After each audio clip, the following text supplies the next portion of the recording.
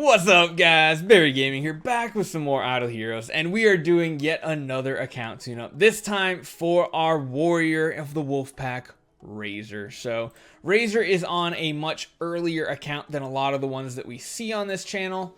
This is what we would call mid-game.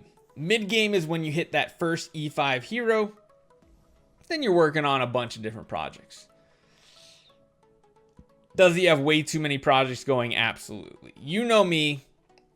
I don't want to see any of the... I don't want to see a Unimax. I don't want to see a carry. And I don't want to see a Russell. I just want to see 4 food heroes here ready to be fed off to a Horus. Sigmund at E1 is kind of a rough choice there. A 10-star Sigmund would have been better.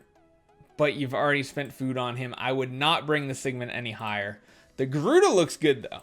The Garuda looks amazing, actually. Speed?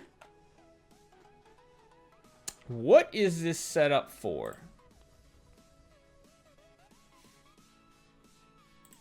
Honestly, if you're looking for a PvP setup, you definitely need to run something like this. Or a lot of people right now, probably on an earlier server, you're better off not building tanky Garuda because there's not that many high damage dealers. You want this doing as much damage as possible to the enemy. This is the setup you need to be going for. The Horus, interesting choice. Honestly, even for the Horus, I would probably run this right here. At least for PvP. You got warrior gear. Augustus Magic Ball is not horrible. I personally like running a Fearless Armor over Augustus Magic Ball if you do not have Withered Armor.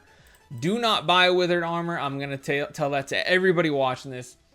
Buying a Withered Armor is not worth 100 relics. A Fearless Armor, free to play, will get you as far as you need to in Sealand. It will work.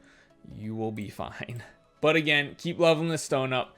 Try to keep that HP block going. If you can find it again, that will be good. But yeah, the more tanky enables for Horus is better for PvP especially. For PvE, yeah, you can just go straight up all red enables and be just fine. You do have the Sigmund. Again, speed, you really don't need to worry about speed on any of these heroes unless you're countering like one specific person in PvP right now. But yeah, that setup's fine with an Antlers Cane. That's good as well. Yeah, those are pretty good.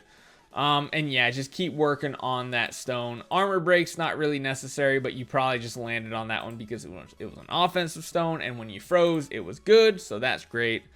Now comes the issue, is you've built 3 heroes. You've built a Russell, a Carry, and a Unimax. All heroes that you don't want to feed off. And I do feel like a lot of newer players don't realize building a hero to 9-star, 10-star is not going to do anything for your team. If it's not an E5 nowadays, it's going to do very little to assist your team, even in the mid-game.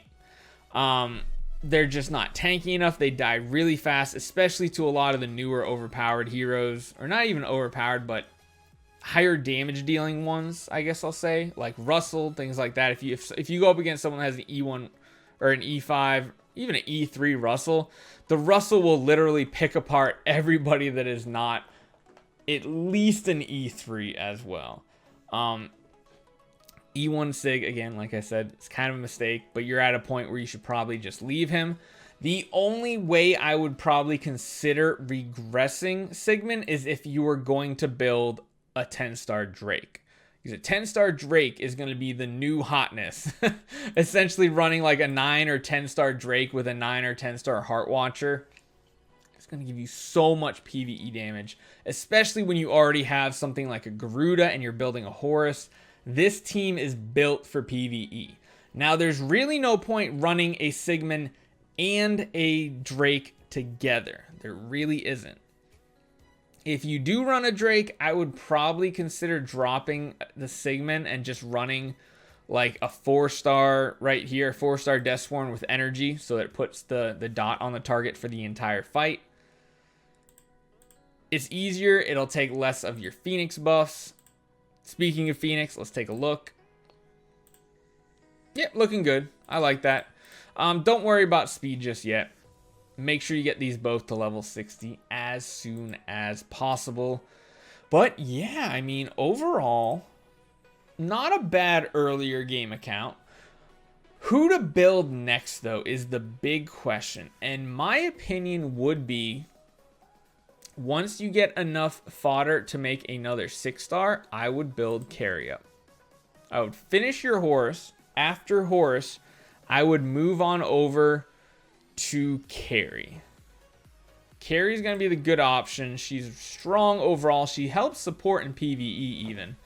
Let's see. You have 2 light and darks here. They should both have carries. I'm pretty sure every light and dark chest has ever... Yeah, they have carries. So you're good there. 2 carry copies there. A 3rd one from Feathers right there. And that is it.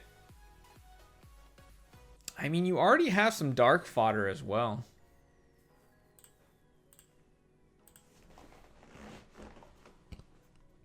You could make her 10-star already. Is it worth it? Maybe not. Maybe not just yet. I think everything needs to be put into your Horus. I would feed off this Vesa right here. This Vesa needs to be food into the Horus. But again, you need to wait for copies because you need to build some 10 stars to keep going. Looks like you might be making Fat Moo the 10-star next. Looks like it's kind of the only option. So yeah, just keep saving food. Make the Fat Moo a 9-star. Of course, then feed off the Vesa to the Fat Moo. Make it 10-star. And then keep leveling up that horse. It's going to be a slow grind, but you will get there. Trust me. Yeah, overall, there's really not too much to talk about. Delacium's not really a hero you need to worry about on this account just yet. Granted, you do have a lot of burns and bleeds. You could build 2 9-star Delaciums and it could work, but optimally you want an Ithaca to go with Delaciums. I think what the goal should be is finish off that horse, start working on that carry, and then whenever you do manage down the road to get some Russell copies, work on him.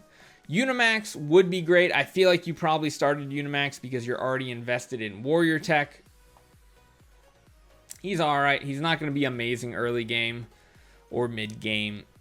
He kind of starts being really strong late game. But again, yeah, he's not going to do all that much for your team, especially not in PvE. And PvE needs to be your main focus right now. So hopefully it gives you a little bit of guidance, a little bit of a path to go forward on. And yeah, if you have any other questions, make sure to hit me up on Discord.